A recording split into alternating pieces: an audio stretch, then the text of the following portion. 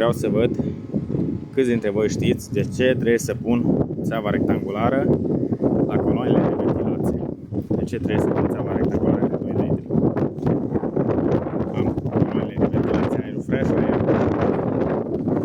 și vreau să văd dacă știți pentru ce pun țeava de 2 metri, să măr 2 metri în sus. Am țeava rectangulară,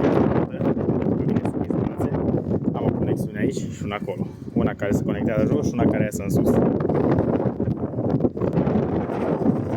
Vă spun eu, între aerul și aerul evacuat trebuie să fie o distanță de 2 metri. Cum avem aici.